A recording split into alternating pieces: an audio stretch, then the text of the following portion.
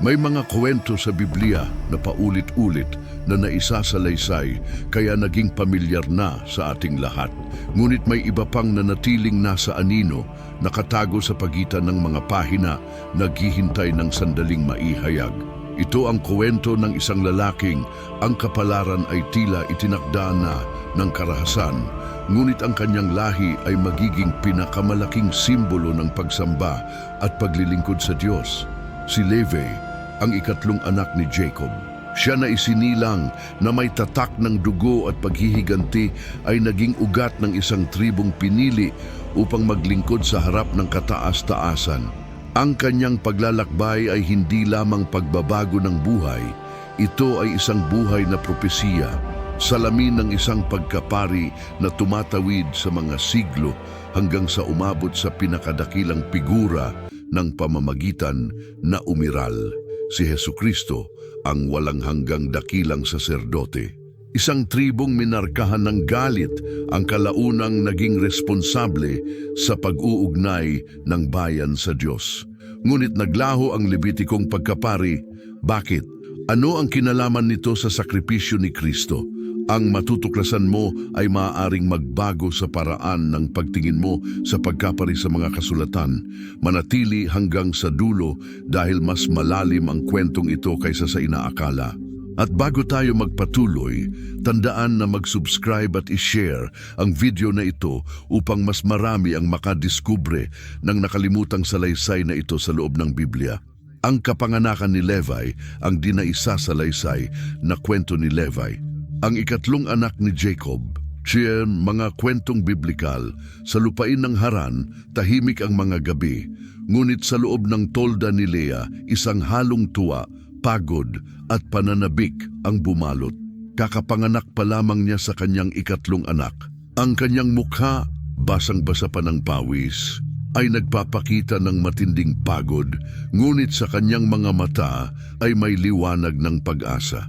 Ang sanggol ay nakahimlay sa kanyang dibdib, mapupulang pisngi, maliliit na daliring mahigpit na kumakapit sa damit ng ina, marupok na tanda ng isang buhay na kagagaling lamang sa mundo.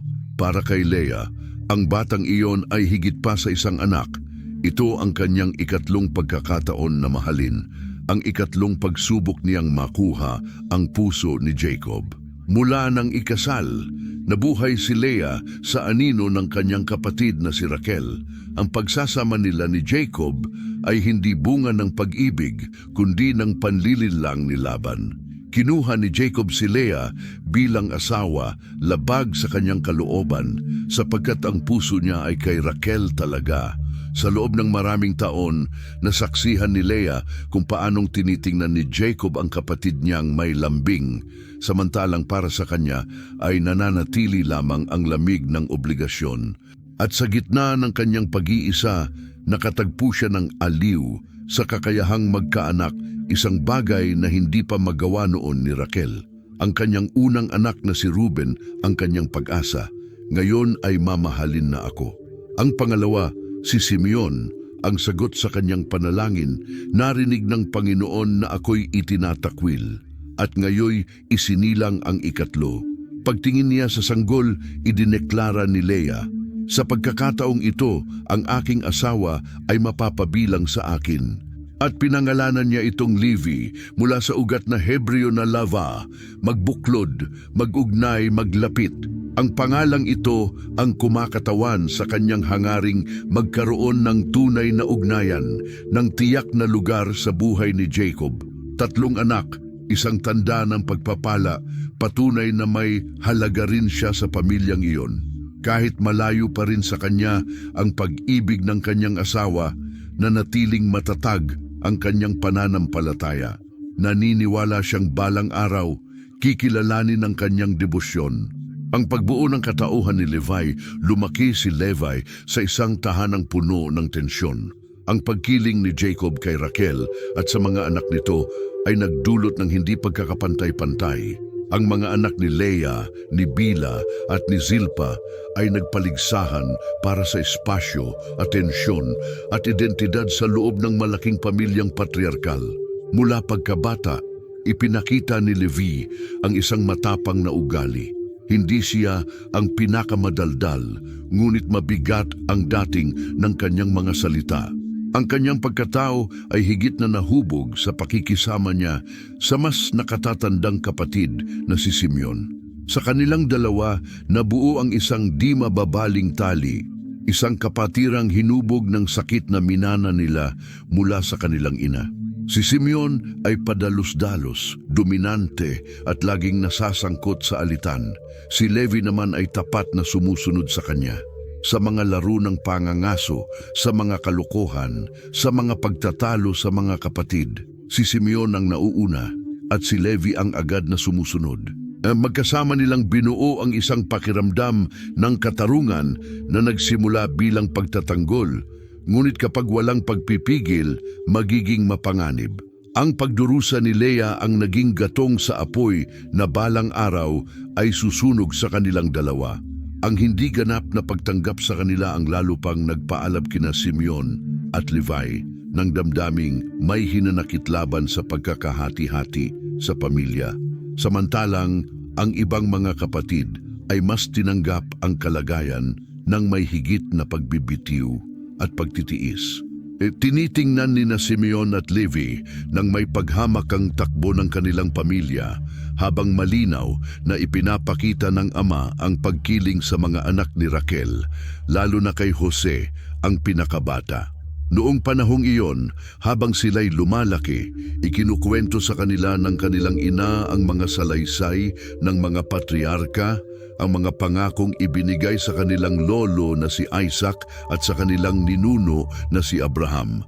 Ikinukuwento niya ang tungkol sa isang Diyos na nag-iingat at nagpapala sa kanyang bayan at tungkol sa pananampalatayang dapat panghawakan kahit sa gitna ng pagsubok. Ngunit sa puso ng dalawang magkapatid, nananatili rin ang lumalaking pagkainip, isang pakiramdam na ang katarungan ay dapat isagawa ng sariling kamay.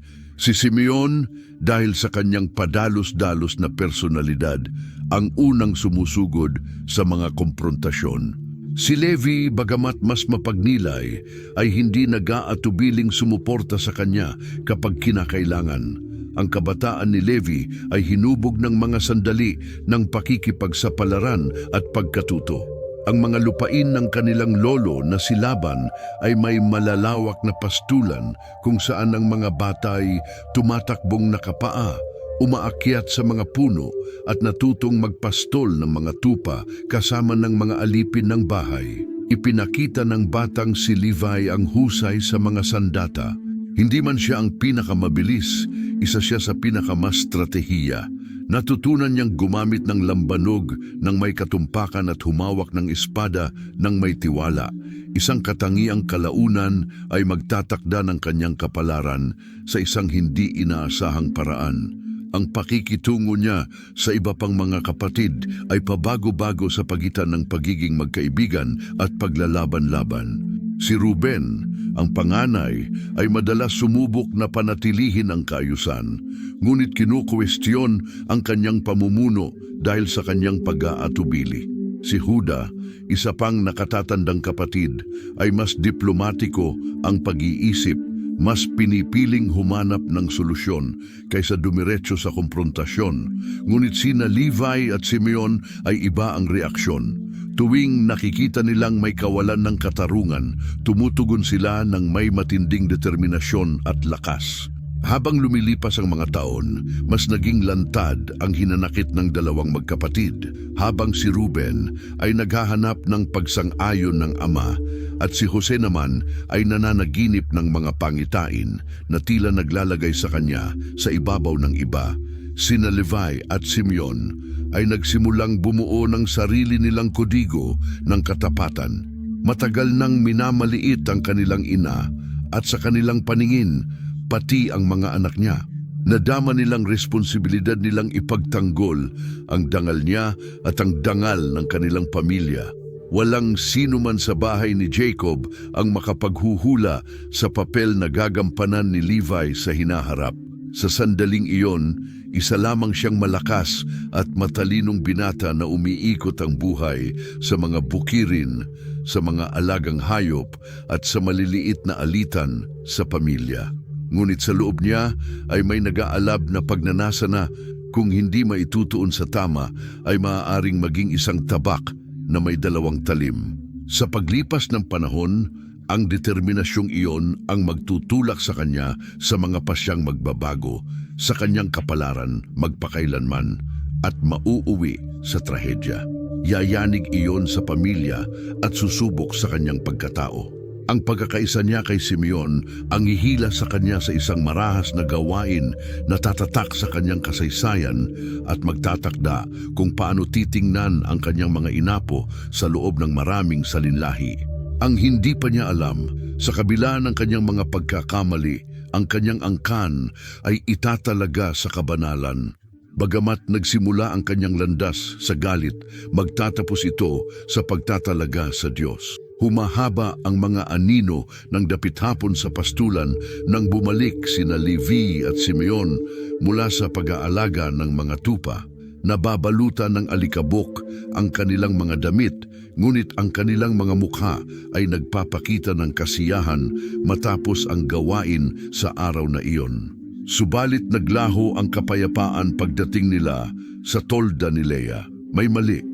Mabigat ang hangin, nagbubulungan ng mga kapatid, sarado ang mga mukha at tensyonado. Ano ang nangyari? Tanong ni Simeon sa magaspang na tinig. Doon nila nalaman ang katotohanan. Ang kanilang kapatid na si Dina ay napahiya at nilapastangan. Si Dina, ang tanging anak na babae ni na Jacob at Leah, ay lumabas upang makipagkita sa mga dalaga sa lugar. Ang kanyang hindi mapakaling at mausisang diwa ang nagtulak sa kanya na tawirin ang di nakikitang hangganan sa pagitan ng kanyang pamilya at ng mga taga-roon. At doon siya nakita ni Shechem, anak ni Hamor, at nabighani siya kay Dina. Iba-iba ang mga salaysay.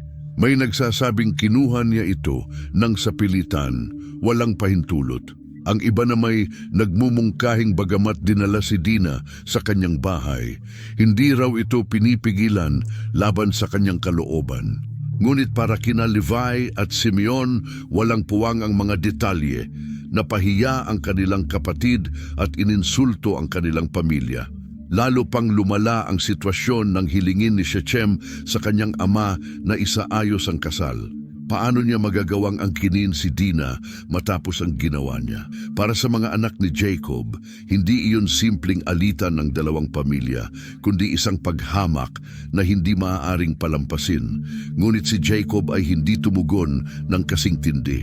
Alam niyang sila'y nasa banyagang lupa at anumang pagganti ay maaaring magdala ng mapaminsalang resulta. Pinili niyang manahimik, umaasang may diplomatikong solusyon. Subalit, hindi ganoon ang pananaw ni na Simeon at Levi. Nang dumating si Hamor kasama si Shechem upang hingin ang kamay ni Dina, ang galit ng magkapatid ay naging apoy na hindi mapapatay. Hindi nila pwedeng tumanggi ng hayagan nang hindi agad nagdudulot ng digmaan, kaya nagplano sila ng may malamig at kalkuladong isip. Hindi natin maaaring ibigay ang ating kapatid sa taong hindi tulad natin, sabi ni Levi ng matatag. Kahihiyan sa ating pamilya ang makipag-ugnayan sa mga lalaking hindi tuli. Dagdag ni Simeon sa parehong katatagan. Ngunit kung magpapaturi ang lahat ng lalaki sa inyong lungsod gaya natin, ibibigay namin sa inyo ang aming mga kapatid na babae at kukunin namin ang inyong mga anak na babae. Magiging iisang bayan tayo. Tinanggap iyon ni Hamor at Shechem nang walang pag-aatubili. Gusto nila si Dina sa anumang halaga. Di nagtagal, ipinaabot ang alok sa mga lalaki ng lungsod at dahil sa impluensya ng prinsipe, pumayag silang magpatuli. Hindi nila namamalayang nilalagdaan na nila ang sarili nilang hatol na kamatayan. Pagkaraan ng 3 araw, nang hindi na matiis ang sakit at halos hindi makakilos ang mga lalaki, pumasok sa lungsod sina Simeon at Levi na nakahugot ang mga espada. Galit ang umakay sa kanila. Wala silang ipinakitang awa. Isa-isa nilang pinabagsak ang mga lalaki na walang kakayahang lumaban. Halos hindi makapagtanggol ang mga biktima, lugmok sa sakit at gulat. Mabilis at walang awang naganap ang patayan, walang nakaligtas. Kumikilos sina Simeon at Levi nang may nakamamatay na katumpakan. Walang bahid ng pag-aalinlangan sa kanilang puso. Ang bawat hampas ay tugon sa kahihiyan ng kanilang kapatid. Ang bawat buhay na kinuha ay isang gawa ng paghihiganti. Nang bumagsak ang lungsod sa katahimikan ng kamatayan, dumating ang iba pa nilang mga kapatid at nilimas ang mga ari-arian ng mga namatay. Kinuha nila ang mga kawan, kayamanan, mga babae at mga bata bilang samsam. Para sa kanila, natupad na ang katarungan. Ngunit nang malaman ni Jacob ang nangyari, hindi siya nagpahayag ng pagsang-ayon kundi ng matinding kalungkutan. Inilagay ninyo ako sa kapahamakan. Ngayon, ang mga Kananeo at mga Fereseo na naninirahan sa lupaing ito ay lalaban sa atin. Kaunti lang tayo at kung magsama-sama sila laban sa atin, malilipol tayo. Napakuyom si Levi, dumadaloy pa rin sa kanyang mga ugat ang adrenaline ng labanan. Hindi niya maunawaan kung paanong mas nag-aalala ang kanyang ama sa magiging reaksyon ng mga karatig bayan kaysa sa dangal ng kanyang anak na babae. Mas mahalaga ba ang takot sa politika kaysa sa dignidad ni Dina? Hindi natin dapat payagang tratuhin ang ating kapatid na parang babaeng walang halaga, sagot ni Levi. Tumango si Simeon ng mapanghamon, nakatiklop ang mga bisig. Ngunit sa mga mata ni Jacob, walang galit, kundi pagkadismaya sa ginawa nila. Hindi iyon katarungan, kundi isang masaker. Hindi nila inisip ang mga kahihinatnan ni ang epekto sa kaligtasan ng pamilya ni ang imaheng ipinapakita nila ngayon sa mga karatig na bansa. Nanatiling mabigat ang atmosfera sa tolda kahit naroon ang iba pa. Wala nang nagsalita. Nadama ni Levi ang tingin ng kanyang ama sa kanya, isang tinging tumatagos. Hindi na siya tinitingnan ni Jacob bilang anak lamang, kundi bilang isang taong ang ugali ay maaaring maging panganib sa buong sambahayan ng Israel. Mula noong araw na iyon, may nagbago sa relasyon ni Levi sa kanyang ama. Hindi sila pinalayas ni Jacob, ni agad isinumpa, ngunit ang anino ng masaker na iyon ay nanatiling nakabitin sa kanila at susunod sa kanila sa loob ng maraming taon. Sinikap ni Levi na ipagtanggol ang sarili. Naniniwala siyang makatarungan ang kanyang ginawa, na ipinagtanggol niya ang dangal ng kanyang kapatid at ng kanilang pamilya. Ngunit paglipas ng panahon, naunawaan niyang ang karahasang ginawa niya ay may mga kahihinatnang hindi pa niya kayang mahulaan noon. Lumipas ang mga araw at napilitan ang pamilya ni Jacob na lisanin ang lugar na iyon. Nagsalita ang Diyos kay Jacob at iniutos na umakyat sila sa Bethel upang magtayo ng isang dambana. Bago umalis, tinipon ni Jacob ang lahat ng mga imahen ng mga banyagang Diyos at ibinaon ang mga iyon sa ilalim ng isang roble sa Shechem, na para bang nais niyang iwan ang bigat ng pangyayaring iyon habang nagpapatuloy siya patungo sa layunin ng Diyos. Pagdating sa bagong paroroonan, lumingon si Levi sa huling pagkakataon sa lungsod na wasak, nababalot sa mga apoy na umaakyat pa rin mula sa ilang bahay. Nanatili ang galit sa kanyang puso, ngunit nagsimula itong mahaluan ng isa pang damdamin, isang tahimik na pagkakasalang susunod sa kanya habang buhay. Ang mga araw sa tolda ni Jacob ay nagpapakita ng isang kapayapaang may tensyon. Ang pamilya na minarkahan ng pagkakaiba-iba ng pinagmulan ay naging pugad ng inggit at hinanakit. Kahit sinisikap ni Jacob na panatilihing nagkakaisa ang mga anak, ang mga pagkakaiba nila ang lalo pang nagpalinaw sa anino ng masaker sa Shechem.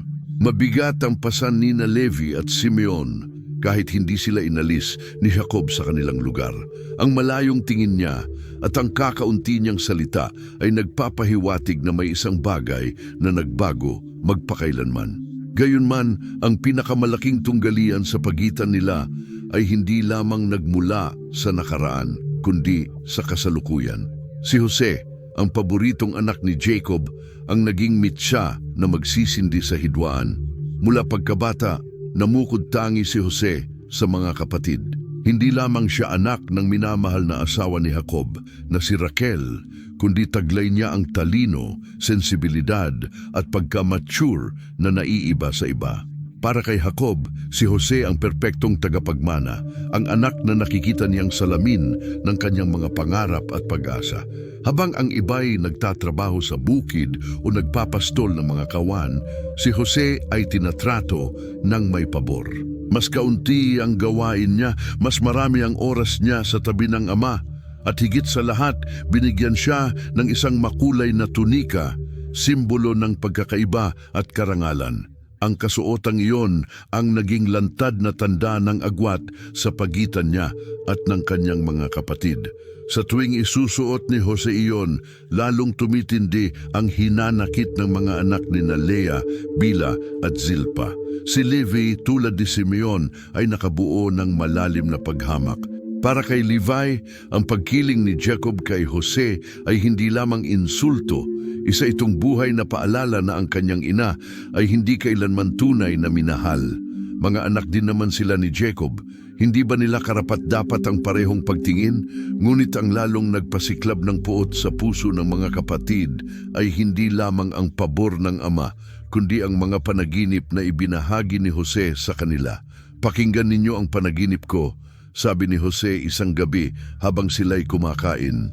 Nagbubuklod tayo ng mga bigkis ng trigo sa bukid at ang bigkis ko ay tumayo at nanatiling nakatindig habang ang mga bigkis ninyo ay yumukod sa harap ng akin. Bumalot ang katahimikan sa tolda. Suminghal si Simeon ng mapanlibak at itinawid ni Huda ang mga bisig, hindi makapaniwala. Balak mo bang maghari sa amin? Ungol ni Levi. Nakasara ang mga kamao. Hindi sumagot si Jose, ngunit ang kanyang mukha ay nagpapakita ng di matitinag na kumpiyansa. Pagkalipas ng ilang araw, nagbahagi siya ng isa pang panaginip, mas nakababahala. Napanaginipan ko na ang araw, ang buwan at 11 bituin ay yumuyukod sa harap ko. Maging si Jacob ay tila nabigla. Magaganap ba na ako, ang iyong ina, at ang iyong mga kapatid ay yuyuko sa harap mo? Tanong niya. Sa kabila ng pagsaway, iningatan ni Jacob ang mga salitang iyon sa kanyang puso. May bahagi sa kanya ang nakadamang may mas malalim na kahulugan ang lahat. Alam niyang may nakatagong mensahe ang mga panaginip na iyon, ngunit hindi iyon nakita ng kanyang mga kapatid. Para sa kanila, si Jose ay isang mapagmataas na mapanaginip, isang batang paborito na akala'y mas mataas kaysa sa iba. Dumating ang pagkakataong alisin si Jose isang araw ng pagpapastol. Si Jacob, bulag ang pagtitiwala sa paboritong anak, ay isinugo siya upang hanapin ang mga kapatid na nasa kapatagan ng Dotan. Nang makita nila siyang papalapit mula sa malayo, suot ang makukulay na kasuotan, sumabog ang galit na matagal na nilang kinikimkim. Sa iisang pag-iisip, nagpasya silang kailangan na nilang mawala siya. Narito na ang mapanaginip, sabi ni Simeon na may malupit na ngiti. Patayin natin siya at sabihin nating nilamon siya ng mabangis na hayop. Nanahimik ang isa sa mga kapatid. Naramdaman ni Levi na kumulo ang dugo nang makita niya sa isip ang larawan ng ama na pinapaboran si Jose gaya ng pagtaboy sa kanyang ina sa anino. Dinala siya nito sa gilid ng pinakamadilim na pasya sa kanyang buhay. Ngunit bago maisakatuparan ang plano, nakialam si Ruben, huwag tayong magbuhos ng dugo. Itapon natin siya sa balon sa disyerto, pero huwag natin siyang saktan, sumang-ayon ng iba. Nang dumating si Jose, kinuha siya ng sapilitan. Hindi pinansin ang kanyang mga pakiusap habang hinuhubad ang kanyang tunika at itinatapon siya sa tuyong balon. Umalingaw-ngaw ang kanyang tinig sa loob ng hukay habang sumisigaw siya ng saklolo. Umatras si Levi ng ilang hakbang. Mabilis ang tibok ng kanyang puso. Nakapatay na siya noon, ngunit iba ito. Si Jose ay kapatid niya, sarili niyang dugo. Ngunit wala siyang ginawa. tahimik lamang siyang nanood, hindi kayang tulungan siya. Doon nila nakita ang isang karabanang Ismailita na patungong Ehipto. Si Juda na mas praktikal ay nakakita ng pagkakataon. Kung papatayin natin siya, ang dugo niya ay mananatili sa atin magpakailanman. Mas mabuting ibenta natin siya bilang alipin. Tinanggap iyon ng iba. Wala nang dahilan para patayin pa siya kung maaari naman nilang mawala siya sa ibang paraan. Kaya hinango si Jose mula sa balon na nakagapos ang mga kamay at ipinagpalit kapalit ng 20 pirasong pilak. Pinanood ni Levi habang inilalayo ang kanyang kapatid. Ang mga mata ni Jose ay puno pa rin ng takot at matinding pangamba. Wala siyang sinabi, hindi niya sinubukang pigilan sila. Pinili na niya ang landas niya. Nang bumalik si Ruben at matuklasan ang ginawa nila, nataranta siya. Wala nang paraan para ibalik ang nangyari. Gumawa na sila ng isang hindi na mababawi. Para pagtakpan ang pagtataksil, kinuha nila ang tunika ni Jose, pinunit iyon at binahira ng dugo ng batang kambing. Pagkatapos, dinala nila iyon sa ama. Natagpuan namin ito, sabi nila, iwas ang tingin. Ito ba ang tunika ng iyong anak? Kinuha iyon ni Jacob sa kanyang mga kamay. Parang gumuho ang mundo niya. Nilamon siya ng mabangis na hayop. Bulong niya sa pagitan ng mga hikbi. Pinagpira-piraso si Jose. Hindi matiis ang sakit ni Jacob. Nagsuot siya ng damit panluksa at umiyak sa loob ng maraming araw. Hindi maiwasang maramdaman ni Levi ang bigat ng ginawa nila habang nakikita niyang gumuho ang ama sa matinding lungkot. Sa unang pagkakataon, tinanong niya ang sarili kung talagang makatarungan ang galit na nagtulak sa kanila. Wala na si Jose at ramdam na ramdam ang iniwan nitong kawalan. Hindi mapakali ang mga sumunod na gabi. Sa mga panaginip ni Levi, nakikita niya ang mukha ni Jose na nakatingin sa kanya ng may pagsisi. Nakikita niya ang tunikang duguan. Naririnig niya ang mga hikbi ng ama. Ang pagkakasala ay nagsimulang pumasok sa kanyang kaluluwa na parang aninong hindi na kailanman mawawala. Ngunit huli na para sa pagsisisi, ang nagawa ay nagawa na. At bagamat may mga plano pa ang tadhana para kay Jose, hindi maisip ni Levi na balang araw, ang kapatid na iyon na ipinagkanulo nila ay muling lilitaw sa kanilang buhay, hindi bilang alipin, kundi bilang taong magpapasya sa magiging kapalaran nila. Lumipas ang mga taon na parang hangin na unti-unting kumakayod sa bato. Nag-iiwan ng di nakikitang bakas sa mga mukha ng mga anak ni Jacob. Tumanda si Levi at ang kanyang mga kapatid sa lupain ng Canaan. Kahit tila normal ang takbo ng kanilang buhay, mabigat pa rin ang anino ng nakaraan sa kanila. Unti-unting naglaho ang presensya ni Jose sa daloy ng mga araw, ngunit nanatili ang kanyang pagkawala na parang sugat na bukas pa rin sa konsensya ng mga nakaalam ng katotohanan. Pagkatapos tumigil sa pagbubunga ang lupa, dumating ang taggutom na parang mabangis na halimaw, nilalamon ang lahat sa daraanan. Naghihirap ang mga taniman at ang mga alagang hayop. Walang awang sumalakay, ang tagtuyot at natuyo ang mga balon. Isa-isa, kumalat ang kawalan ng pag-asa sa mga tribo. Si Jacob, na patuloy pang namumuno sa kanyang pamilya sa karunungan ng mga taon, ay gumawa ng hindi maiiwasang pasya. Narinig kong may butil sa Ehipto, sabi niya sa seryosong tinig. Pumunta kayo roon at bumili para sa atin, upang mabuhay tayo at hindi mamatay. Tumingin si Levi sa mga kapatid. Walang nagsalita, ngunit iisa ang laman ng isip nilang lahat. Ang Ehipto ay isang mundong hindi nila kilala, isang banyagang bansa na maalamat ang karangyaan at kapangyarihan. Ngunit hindi pinahintulutan ng pangangailangan ang luho ng takot. Inimpake nila ang mayroon sila at umalis. Iniwan ang matandang ama sa pag-asang makababalik dala ang kailangang-kailangan upang mabuhay. Mahaba at nakakapagod ang paglalakbay. Nang sa wakas ay makarating sila sa Ehipto, namangha sila sa kadakilaan nito, mga templo, palasyo, at ang mismong mga tao, nakasuot ng mararangyang kasuotan, at may kahangahangang disiplina. Ngunit ang higit na nakaantig sa kanila ay ang lalaking sumalubong, ang gobernador ng buong lupain, pangalawa lamang sa paraon. Nagpatira pa sila sa harap niya gaya ng hinihingi ng batas. Tahimik silang pinagmasdan ng lalaki, matalim ang tingin, sinusuri ang bawat mukha. Pagkatapos ay nagsalita siya sa matatag na tinig, "Saan kayo nagmula?"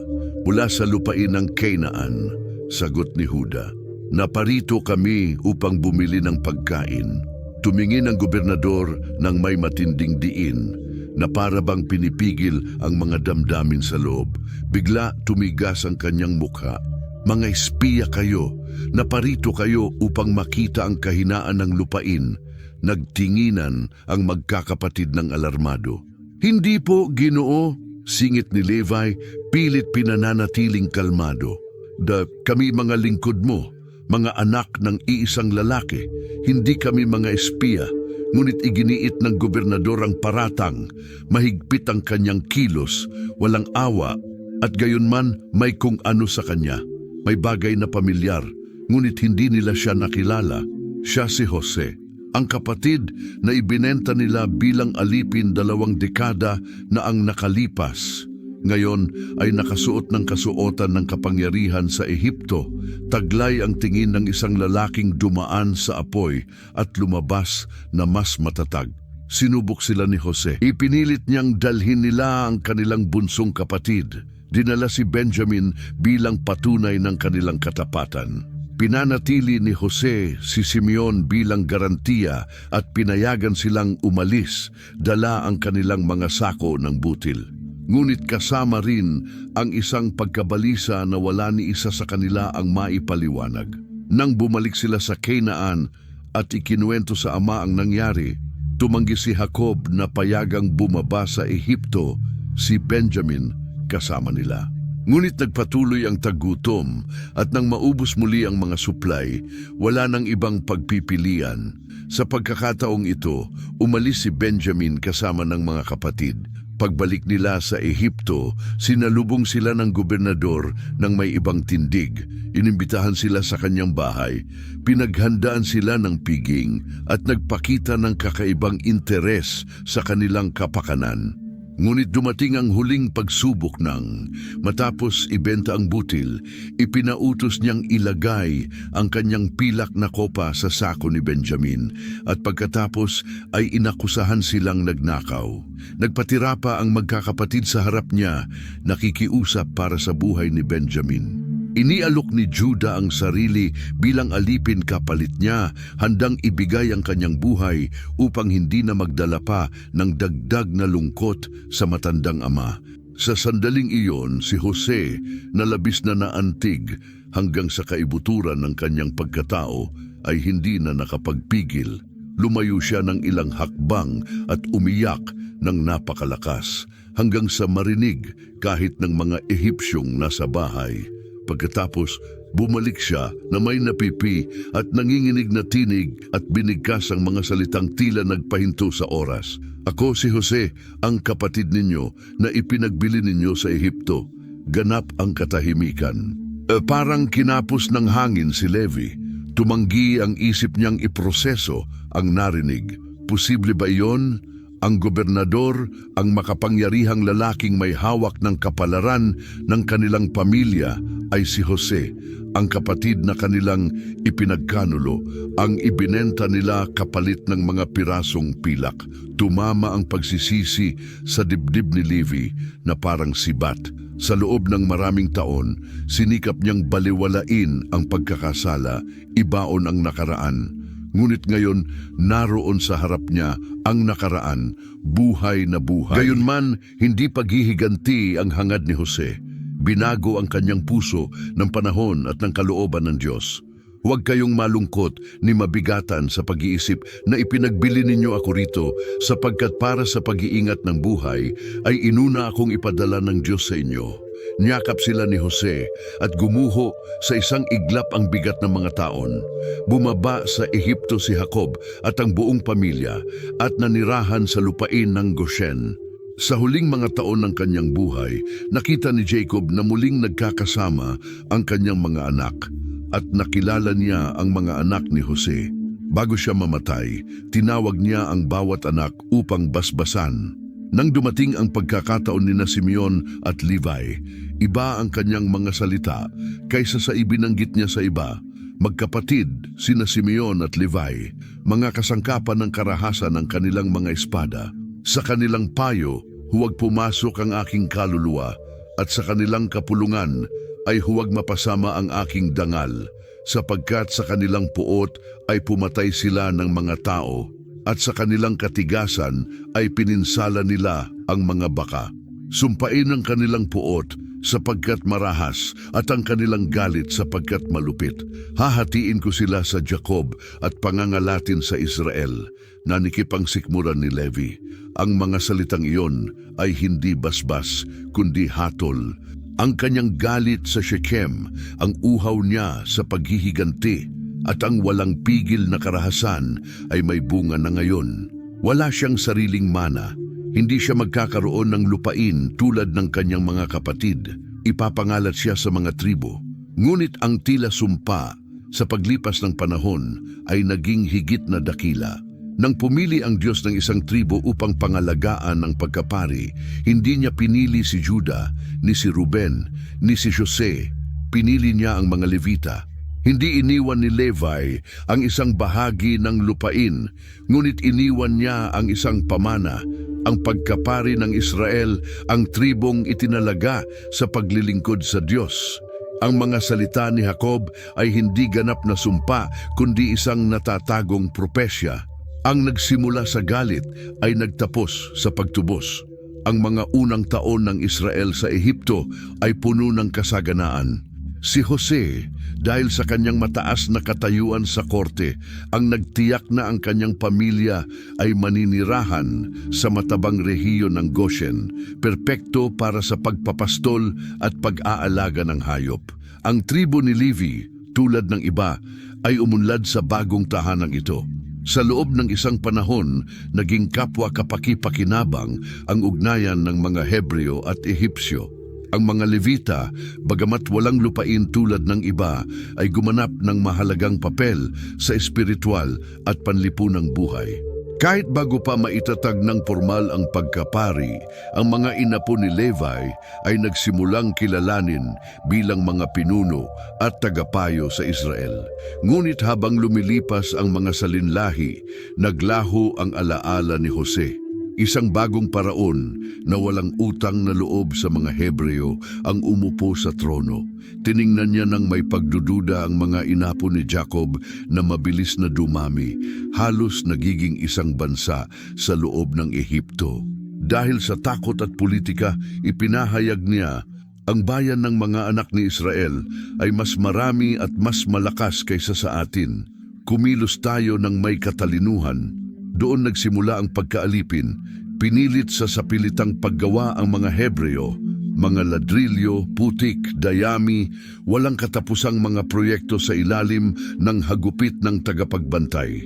Araw-araw, lalo pang tumitindi ang paghihirap at kumakalat ang kawalan ng pag-asa.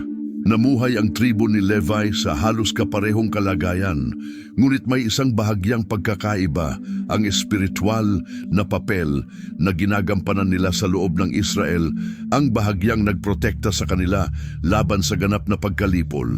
Hindi sila mas marami kaysa sa ibang tribo, ngunit malaki ang kanilang impluensya.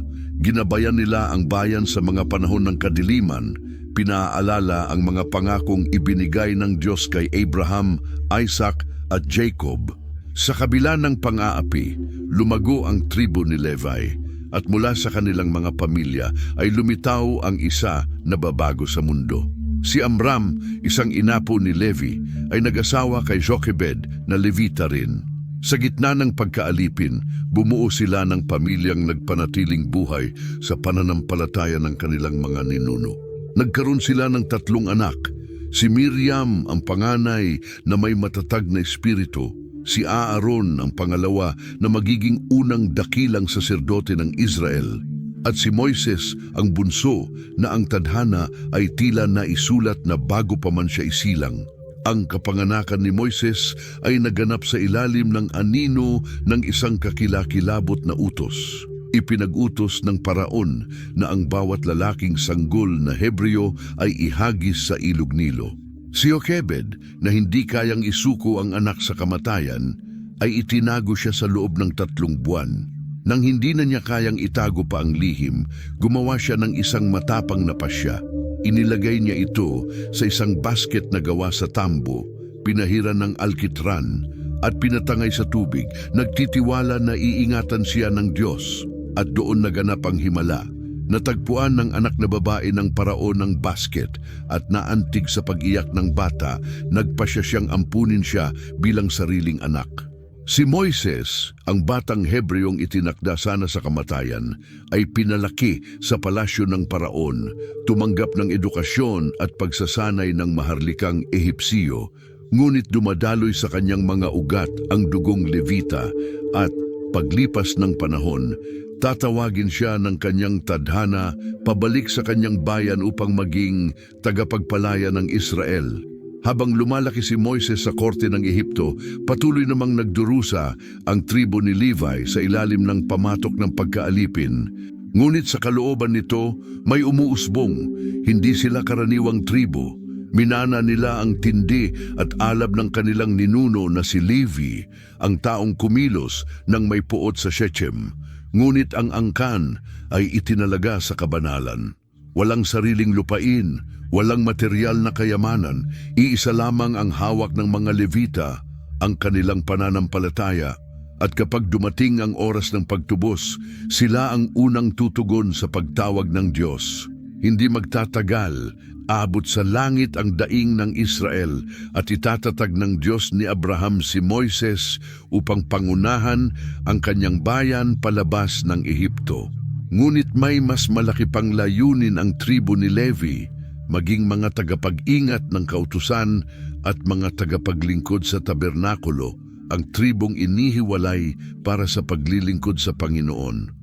Ang nagsimula bilang tila sumpa kay Levi ay malapit ng maging pinakadakilang pagpapala. Lumipas ang panahon na parang ilog na walang tigil ang agos. Si Moises, ang batang iniahon sa tubig ng Nilo, ay lumaki sa loob ng mga pader ng palasyo ng Ehipto, napapaligiran ng karangyaan at sinanay sa karunungan ng mga Ehipsyo. Subalit kahit ang kanyang katawan ay bihis prinsipe, tumitibok pa rin ang kanyang puso bilang isang Hebreo. Nang matuklasan ni Moises ang kanyang tunay na pagkakakilanlan, nakaramdam siya ng matinding tunggalian sa kanyang loob. Alipin ang kanyang bayan, sumasa ilalim sa malulupit na latigo ng mga tagapangasiwang Ehipsyo, habang siya na may nabubuhay sa karangyaan ng maharlika. Isang araw, dahil sa galit at pakiramdam ng katarungan, pinatay niya ang isang Ehipsyo na nananakit sa isang Hebreong alipin. Ngunit sa halip na purihin bilang bayani, siya'y itinakwil at isinumbong. Sa takot para sa kanyang buhay, tumakas siya patungo sa ilang ng Midian, kung saan namuhay siya sa loob ng maraming taon bilang isang karaniwang pastol. Sa pag-iisa ng disyerto, doon siya tinawag ng Diyos sa isang nag-aapoy na palumpong na hindi nauupos. Ang Diyos ni na Abraham, Isaac at Jacob ay nagsalita sa kanya at nagbigay ng malinaw na atas. Kailangan niyang bumalik sa Ehipto at palayain ang kanyang bayan. Si Moises, puno ng pag-aalinlangan, ay sinubukang tumanggi. Sino ako para humarap sa paraon at ilabas ang mga anak ni Israel mula sa Ehipto? Ngunit hindi hinahanap ng Diyos ang kanyang lakas, kundi ang kanyang pagsunod. Ako ay sa iyo, sagot ng Panginoon. Hindi nag-iisa si Moises. Ang kanyang kapatid na si Aaron na nasa Ehipto pa ay isinugo ng Diyos upang maging tagapagsalita niya. Magkasama, ang dalawang Levita ay humarap sa paraon na may isang simpleng ngunit makapangyarihang kahilingan. Ganito ang sabi ng Panginoon, ang Diyos ng Israel, pakawalan mo ang aking bayan. Tumawa ang paraon ng mapanlibak. Sino ang Diyos na iyan upang sundin ko siya? Kaya't pinakawalan ng Diyos ang salot matapos ang salot sa Ehipto. Naging dugo ang Nilo, mga palakang sumalakay sa mga bahay, kuto at mga langaw sa buong lupain. Pagkamatay ng mga hayop, mga pigsa sa mga Ehipsyo, ulan ng yelo na sumira sa mga pananim, mga balang na lumamon sa natira, 3 araw na kadiliman, at sa huli ang pagkamatay ng mga panganay. Sa gitna ng labanan, sa pagitan ng Diyos at ng Paraon, gumanap ang tribo ni Levi ng napakahalagang papel. Habang ang ibang mga tribo ay nag-aalinlangan at natatakot, ang mga Levita ay nagsimulang manguna bilang espiritual na lider sa bayan. Sa mga bahay unang ipinasa ang mga tagubilin ng Paskwa. Noong gabing iyon, minarkahan ng mga Hebreo ang kanilang mga pintuan ng dugo ng kordero upang dumaan ang anghel ng kamatayan at lumampas sa kanila. Nang tumama ang huling salot sa Ehipto, wala nang pagpipilian ang Paraon. Sumuko siya. Ang bansang Israel na pinangunahan ni Moises at Aaron ay lumisan sa lupain ng pagkaalipin na may dakilang kapangyarihan at kaluwalhatian. Ngunit hindi nagtatapos sa paglaya ang kwento ng tribo ni Levi. Ang tunay nilang tadhana ay nagsisimula pa lamang mahayag.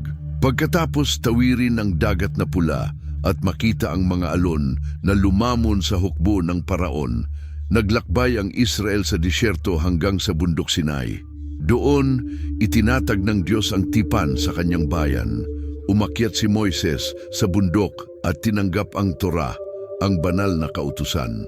Ngunit habang nakikipagniig siya sa Diyos, ang bayan dahil sa pagkainip ay bumagsak sa idolatriya. Si Aaron na pilit ay pumayag na gumawa sila ng gintong guya at sambahin ito. Nang bumaba si Moises at makita ang katiwalian ng bayan, binasag niya ang mga tapyas ng kautusan. At doon naganap ang isang sandaling nagpasiya sa kasaysayan ng mga Levita. Ang sinumang panig sa Panginoon lumapit sa akin, sigaw ni Moises, at tanging ang tribo ni Levi ang tumugon. Ibinunot ang mga espada at isinagawa ng mga Levita ang paghatol ng Diyos laban sa mga sumamba sa Diyos-Diyosan. Dahil sa katapatang ito, inihiwalay ng Panginoon ang tribo ni Levi mula sa iba pang Israel at itinalaga sa kanyang paglilingkod. Sa loob ng mga Levita, si Aaron at ang kanyang mga inapo ang pinili bilang mga dakilang saserdote, ang tanging pinahihintulutang pumasok sa kabanal-banalan at maghandog ng mga sakripisyo para sa bayan. Sa ilalim ng pagkapari ni Aaron, nakaranas ang Israel ng malaking espiritual na paglago. Ang pamumunong Levita ay naging huwaran bilang mga tagapag-ingat ng pagsamba at ng kautusan. Hindi sila tatanggap ng lupain gaya ng ibang mga tribo sapagkat ang kanilang mana ay ang Panginoon mismo. Ang kaayusang Levita ay mga Kohatita, mga banal na kagamitan, mga Gersonita, mga kurtina at mga pantakip, mga Merarita, estruktura at mga pundasyon ng tabernakulo, si Aaron at ang kanyang mga anak, mga handog at pamamagitan, pagkapari.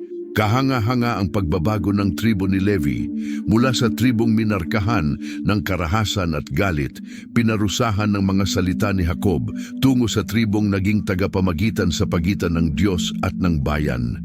Ang nagsimula bilang sumpa ay naging banal na bokasyon. Walang teritoryong tataglayin ang tribo ni Levi, ngunit pasanin nila ang pananagutang ingatan ng presensya ng Diyos at ituro ang kanyang kautusan sa buong bansa. At gayunman, malayo pa sa pagtatapos ang kanilang paglalakbay. Sa lalong madaling panahon, haharap sila sa mga pagsubok na susubok sa kanilang katapatan, pananampalataya at tadhana sa buong kasaysayan ng Israel. Isang malamig na hangin ang humahampas sa kampo ng mga Israelita sa disyerto. Umakyat si Moises sa bundok Sinai, balot ng makapal na ulap ng presensya ng Diyos upang tanggapin ang mga kautusang mamamahala sa Israel. Sa loob ng 40 araw at 40 gabi, Nanatili siyang hiwalay sa bayan, nalulubog sa pakikipagniig sa kataas-taasan, tinatanggap ang mga tapyas ng kautusan at ang mga tagubilin para sa banal na pamumuhay. Ngunit sa ibaba, sa kampo, lumalaki ang pagkainip sa bawat pagsikat ng araw. Noong una, naghihintay ang bayan ng may pananabik, ngunit lumipas ang mga araw na walang anumang palatandaan ni Moises. Nagsimulang kumalat ang takot at pagdududa. Marami ang naniwalang namatay na si Moises sa bundok, na iniwan na niya sila sa disyerto ng walang nakikitang lider. Sinakop ng kawalan ng pag-asa ang karamihan. Doon lumapit ang ilang lalaki kay Aaron, kapatid ni Moises, at sinabi, "Hindi namin alam kung ano ang nangyari kay Moises. Gumawa ka para sa amin ng mga Diyos na mangunguna sa amin." Si Aaron, na pilit ng karamihan, ay nagkamali ng malubha. Sa halip na tumanggi at ipaalala sa kanila ang katapatan ng Diyos, pinagbigyan niya ang kanilang hiling. "Dalhin ninyo sa akin ang mga hikaw na ginto ng inyong mga asawa, mga anak na lalaki at mga anak na babae." Ang bayan, uhaw sa isang nakikitang bagay na mapagkakatiwalaan, ay nagdala ng kanilang mga alahas at ibinigay kay Aaron. Tinunaw niya ang ginto at hinubog ito sa anyo ng isang guya, gaya ng mga Diyos-Diyosang Ehipsyo. Nang maitindig ang rebulto, sumigaw ang karamihan, "Ito ang iyong Diyos, o Israel, na naglabas sa iyo mula sa lupain ng Ehipto." Sumiklab ang idolatriya ng marahas. Naghandog ang bayan ng mga sakripisyo, nagdiwang sa pamamagitan ng sayaw at awit, at ang walang preno na pista ay nauwi sa kahalayan at katiwalian. Ang bansang dapat sanay banal, pinili ng Diyos, ay naging isang pulutong na nalugmok sa kasinungalingan at kasalanan. Sa tuktok ng bundok, pinutol ng Diyos ang pakikipagniig kay Moises at nagsalita ng may tindi. "Bumaba ka agad, sapagkat ang iyong bayan na inilabas mo mula sa Ehipto ay nagpakasama. Lumihis sila sa daang iniutos ko at gumawa para sa kanilang sarili ng gintong guya." Napakalaki ng galit ng Panginoon, kaya sinabi niyang handa siyang lipulin ang bansa at magbangon ng bagong lahi mula kay Moises. Ngunit si Moises, na may pusong mapagpamagitan, ay nakiusap, "Panginoon, bakit nag-aalab ang iyong galit laban sa iyong bayan? Huwag mong pahintulutang sabihin ng mga Ehipsyo na inilabas mo sila upang lipulin. Alalahanin mo ang iyong tipan kina Abraham, Isaac at Jacob." Dininig ng Diyos ang pakiusap ni Moises at pinigil ang kanyang galit, ngunit kailangan pa ring isagawa ang katarungan. Bumaba si Moises mula sa bundok, pasan ang mga tapyas ng kautusang inukit ng daliri ng Diyos. Paglapit niya sa kampo, narinig niya ang ingay at ang walang habas na tawanan. Nang makita niya mismo ang gintong guya at ang katiwalian ng bayan, nag-alab ang kanyang galit na parang apoy. Sa biglaang kilos, inihagis niya sa lupa ang mga tapyas at binasag ang mga iyon sa paanan ng bundok. Walang pag-aatubili, sinunog niya ang guya, giniling iyon hanggang maging pulbos, hinalo sa tubig at pinainom sa mga Israelita, isang simbolo ng kahihiyan at parusa. Pagkatapos, tumayo si Moises sa pasukan ng kampo at sumigaw, "Ang sinumang panig sa Panginoon, lumapit sa akin." Sandaling naging tahimik ang lahat, nanigas ang karamihan, takot sa mangyayari. At saka lumitaw mula sa bayan ang tribo ni Levi. Kahit matapos ang pagbagsak ni Aaron na sarili nilang pinuno, ipinakita ng mga inapo ni Levi ang katapatan sa Diyos sa mahalagang sandaling iyon. Ipinili nilang manatili sa panig ng kabanalan, kahit mga hulugan yon ng pagtindig laban sa sarili nilang mga kamag-anak. May mahigpit na mukha, iniutos ni Moises, "Kunin ng bawat isa ang kanyang espada. Dumaan kayo sa kampo mula sa pinto hanggang pinto at isagawa ang paghatol ng Panginoon, kahit laban sa inyong kapatid, kaibigan o kapitbahay." Kakilakilabot ang utos, ngunit mas masama ang kasalanan ng bayan. Sinira ng idolatriya ang Israel At ang tanging paraan upang dalisayin ito ay sa pamamagitan ng isang marahas na paghatol. May mabibigat na puso ngunit matatag na loob, sumunod ang mga Levita. Sa araw na iyon, 3,000 lalaki ang bumagsak sa talim ng espada. Isang mabigat na parusa, ngunit kinakailangan upang puksain ang paghihimagsik at maibalik ang kabanalan sa bayan. Nang matapos ang lahat, humarap si Moises sa mga Levita at sinabi, "Ngayong araw ay itinalaga ninyo ang inyong sarili sa Panginoon, sapagkat tumindig kayo sa panig niya kahit laban sa sarili ninyong mga kapatid. Dahil dito, ipinagkakaloob sa inyo ng Panginoon ang isang pagpapala. Nakita ng Diyos ang katapatan ng tribo ni Levi at nagpasya siyang ihiwalay sila para sa isang natatanging layunin. Mula sa sandaling iyon, sila ang magiging natatanging mga lingkod ng Diyos. May pananagutan sa santuwaryo at sa banal na pagsamba. Hindi na sila basta isa pang tribo. Magbabago ang kanilang papel magpakailanman.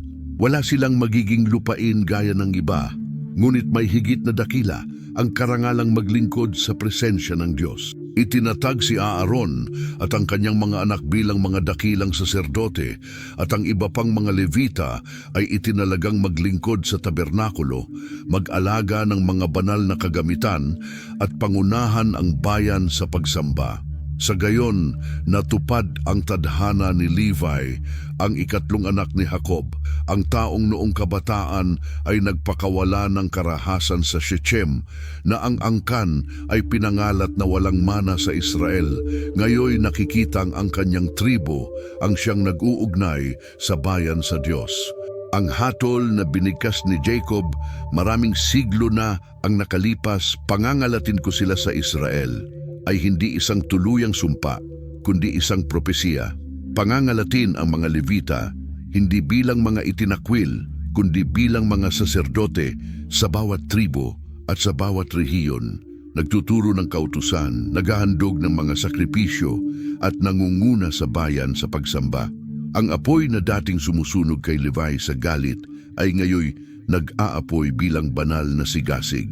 Ang dating walang pigil na karahasan ay naging masidhing pagnanasa para sa kabanalan. Naging mga tagapag-ingat ang mga Levita ng banal na presensya, ang mga pinahihintulutang lumapit sa sagrado, mga tagapamagitan sa pagitan ng Diyos at ng Israel.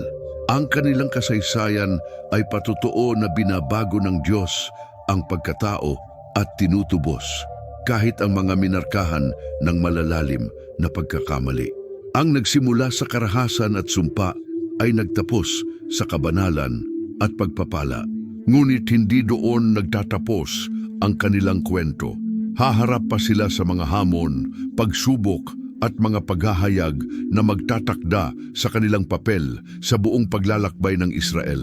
Pagkatapos ng pangyayari sa Gintong Guya, pinagtibay ng mga Levita ang kanilang pagpili sa Panginoon. Magiging kakaiba silang tribo, walang sariling teritoryo, walang material na kayamanan, sapagkat ang pinakadakilang mana nila ay ang maglingkod sa Diyos.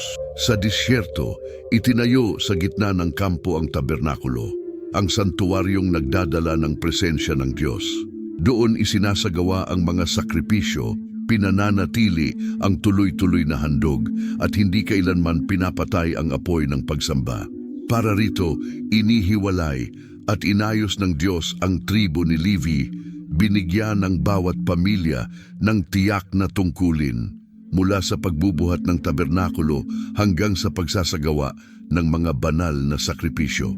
Ang mga Levita ay inayos sa 3 pangunahing grupo ayon sa kanilang mga angkan. Ang mga Kohatita, mga inapo ni Kohat, Koate-kat, anak ni Levi. Ang mga Gersonita, mga inapo ni Gershon, anak ni Levi. At ang mga Merarita, mga inapo ni Merari, isa ring anak ni Levi. Bawat grupo ay may tiyak na mga tungkulin na kaugnay ng tabernakulo at ng pagdadala nito sa tuwing lilipat ang kampo sa paglalakbay sa disyerto. Ang mga Kohatita ay mga tagapag-ingat ng mga banal na bagay at may pinakamabanal na pananagutan. Dalhin ang mga sagradong kagamitan ng tabernakulo, kabilang ang kaban ng tipan, ang menora, ang gintong kandelero, ang mesa ng tinapay ng presensya at ang altar ng insenso. Ngunit hindi nila maaaring hawakan ang mga bagay na ito. Bago ito ilipat, kailangang takpan muna ng mga saserdote mula sa angkan ni Aaron ang mga ito nang maingat gamit ang mga espesyal na tela upang hindi ito madungisan o malapastangan. Kapag may kohatitang humawak sa banal na bagay nang walang wastong paghahanda, mamamatay siya. Ang pananagutang ito ay nangangailangan ng matinding pag-iingat, paggalang at pagsunod. Ang mga kohatita ang tagapag-ingat ng mga pinakabanal na bagay sa loob ng tabernakulo, mga tagapagdala ng mga elementong sumasagisag sa presensya ng Diyos sa gitna ng Israel. Ang mga Gersonita na tagapag-ingat ng mga kurtina at mga pantakip ay inatasang maglipat at magtayo ng mga kurtina, lona at mga takip ng tabernakulo. Kasama rito ang mabibigat na telang bumabalot sa banal na estruktura at naghihiwalay sa mga panloob na bahagi. Sa tuwing lilipat ang kampo, maingat na binabaklas ng mga Gersonita ang mga bahaging ito. Tinutupi ang mga pantakip at dinadala sa mga karusang sadyang inilaan para sa gawain. Sa ganitong paraan, tinitiyak nilang maitatayo muli ang tabernakulo ng wasto sa bawat bagong lugar na pagkakampuhan ng Israel. Ang mga merarita na nakatalaga sa estruktura at mga bahagi ng tabernakulo ang may pananagutan sa pagbabaklas ng mga bahaging nangangailangan ng mas mabigat na lakas, mga poste, mga tabla, mga suportang pangkabit at mga haliging tanso na bumubuo sa balangkas ng tabernakulo. Binigyan sila ng Diyos ng mga karwahe at mga baka upang tumulong sa pagdadala ng mga bagay na ito sapagkat mabigat ang estruktura at nangangailangan ng lakas at katumpakan upang maitayo ng tama. Bagamat hindi gaanong kapansin-pansin ang kanilang gawain kumpara sa mga saserdote o mga kohatita, napakahalaga nito. Kung wala ang estruktura ng mga merarita, wala ring mapagtatayuan ang tabernakulo at walang santuwaryo na magiging tahanan ng presensya ng Diyos sa gitna ng bayan.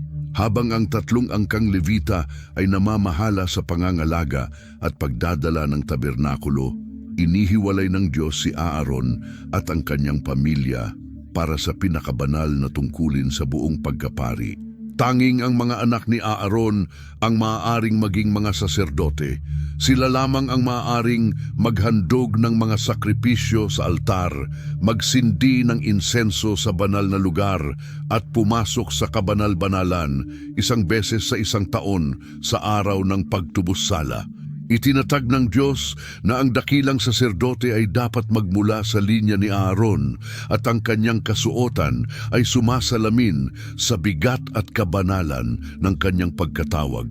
Kabilang sa kanyang mga kasuotan ang ephod, banal na kasuotan, 2 batong onyx sa mga balikat na may ukit ng mga pangalan ng mga tribo ng Israel, ang pektoral ng paghatol na may 12 mamahaling bato na kumakatawan sa bawat tribo, ang Urim at Tumim, mga kasangkapan upang maunawaan ang kalooban ng Diyos, at ang gintong diadema na may nakaukit, kabanalan sa Panginoon.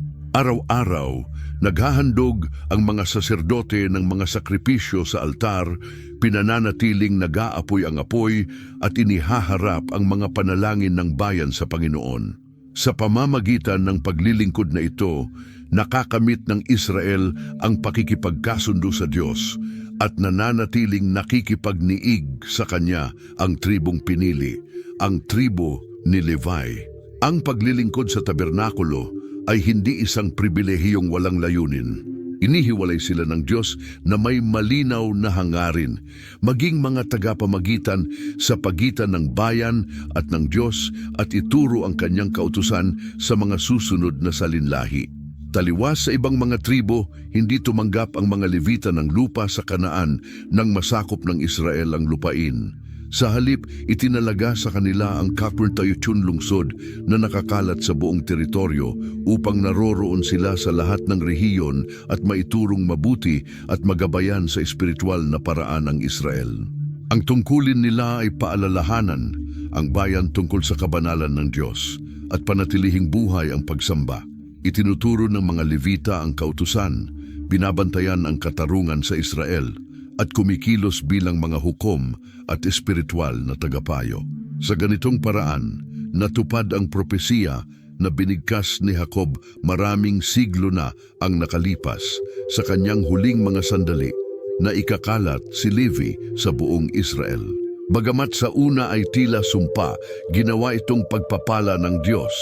Sa halip na mga ipinatapon, naging mga sugo ang mga Levita ng presensya ng Diyos. Sa paglipas ng mga siglo, may mga panahong nabigo ang mga Levita sa kanilang mga tungkulin, ngunit sila rin ang nanguna sa malalaking espiritual na pagbangon sa bansa. Hindi pa tapos ang kanilang kwento. Haharap pa sila sa mga hamon at krisis na susubok sa kanilang katapatan, ngunit mananatili ang kanilang pamana sapagkat sila'y pinili para sa isang walang hanggang layunin, maglingkod sa Panginoon at gabayan ang kanyang bayan sa pagsamba at pagsunod. Malawak ang disyerto at naranasan ng bayan ng Israel ang kapwa kaluwalhatian at paghatol ng Diyos. Nabuksan ang dagat na pula, bumaba ang manna mula sa langit, ginabayan ang kanilang mga gabi ng haliging apoy, ngunit nasaksihan din nila ang mga salot, mga paghihimagsik at pagkamatay ng mga sumuway sa tinig ng Panginoon. Sa gitna ng paglalakbay na ito, sentral ang posisyon ng tribo ni Levi. Si Aaron at ang kanyang mga inapo ay inihiwalay para sa banal na paglilingkod. Itinalaga bilang mga dakilang saserdote, samantalang ang iba pang mga Levita ay may tiyak na tungkulin sa tabernakulo. Ngunit hindi lahat ay nasiyahan sa ganitong kaayusan. Nagsimulang tumubo ang pagmamataas at ambisyon sa puso ng ilang Levita na naghahangad ng mas malaking kapangyarihan. Isa sa kanila si Korah, isang inapo ni Kohat, isang maimpluwensyang lalaki sa loob ng tribo. Sa paglipas ng panahon, ang kanyang hinanakit laban kina Moises at Aaron ay nauwi sa lantad na paghihimagsik. Hindi nag-iisa si Korah. Sina Dathan at Abiram mula sa tribo ni Ruben at iba pang 220 kilalang lalaki ng Israel ay sumama sa kanya. Nakakaakit at mapanganib ang kanilang argumento. Sobra na, banal ang buong bayan at ang Panginoon ay nasa gitna nila. Bakit? Kung gayon, itinatataas ninyo ang inyong sarili sa ibabaw ng kapulungan ng Diyos. Ipinahihiwatig ng mga salita ni Korah na inangkin ni na Moises at Aaron ang kapangyarihang hindi naman dapat sa kanila at na dapat ay pinaghahatian ang pamumuno. Gusto niya ng mas malaking impluensya, mas maraming autoridad at hindi niya matanggap na ang Diyos ay nagtatalaga lamang ng mga inapo ni Aaron para sa pagkapari. Kumalat ang pagkadismaya sa mga Levita tungkol sa pagkapari. Marami ang nagsimulang magtanong sa pamumuno ni na Moises at Aaron, bakit iilan lang ang may access sa santuwaryo? Bakit hindi rin sila maaaring maging mga saserdote? Nasa gitna na ng paghihimagsik nang marinig ni Moises ang mga sinabi ni Korah. Nagpatira pa siya ng nakadapa, hindi dahil sa takot, kundi dahil sa sakit. Alam niyang hindi siya ang umakyat sa pamumuno sa sariling lakas. Ang Diyos mismo ang pumili sa kanya. Pagkatapos, tumindig siya at sumagot ng matatag, bukas, ipapakita ng Panginoon kung sino ang banal at kung sino ang kanyang pinili. Bawat isa sa inyo ay kukuha ng insensaryo, pupunuin niyon ng apoy at insenso sa harap ng Panginoon. Ang lalaking pipiliin ng Diyos ang siyang banal. Sa pagsubok na ito, nilinaw ni Moises na hindi siya ang nagtatakda kung sino ang maaaring lumapit sa Diyos, kundi ang Panginoon mismo. Kung nais ni Korah at ng kanyang mga tagasunod ang pagkapari, kailangan nilang humarap sa Diyos at patunayan na sila'y karapat-dapat. Ngunit hindi roon nagtapos ang paghihimagsik. Sina Dathan at Abiram, mga pinunong Rubenita na sumuporta kay Korah, ay tumangging humarap. Hinarap nila si Moises at inakusahan, Inilabas mo kami mula sa Ehipto, isang lupain na umaagos ng gatas at pulot, para lamang mamatay kami rito. Akala mo ba pamamahalaan mo kami na parang tirano? Ang mga salitang iyon ay pagbaluktot sa katotohanan. Hindi kailanman naging lupain ng pagpapala ang Ehipto para sa Israel, kundi isang bansang mapaniil. Ngunit dahil sa nostalgia at kawalang kasiyahan, nakalimutan ng mga lalaking iyon ang layunin ng Diyos. Galit na galit si Moises at dumaing sa Diyos, sinasabing wala siyang kinuha sa kanila ni anumang bagay, ni hindi niya sila tinrato ng may kawalan ng katarungan. Pagkatapos, hinarap niya si Korah at ang mga tagasunod nitong mga Levita. Hindi ba sapat na kayo'y inihiwalay na ng Diyos para sa kanyang paglilingkod? Hangad pa ninyo ang pagkapari. Nagre-rebelde kayo laban sa akin, ngunit bukas magre-rebelde kayo laban sa Panginoon. Kumuha sina Korah, Dathan, Abiram at ang 210 lalaki ng kani-kanilang mga insensaryo at humarap sa pasukan ng tabernakulo, handa para sa pagsubok.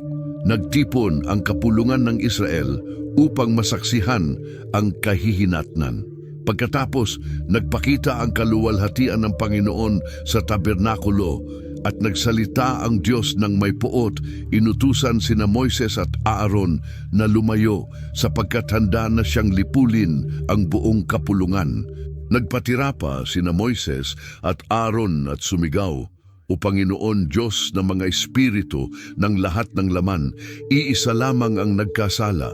Magagalit ka ba sa buong kapulungan?"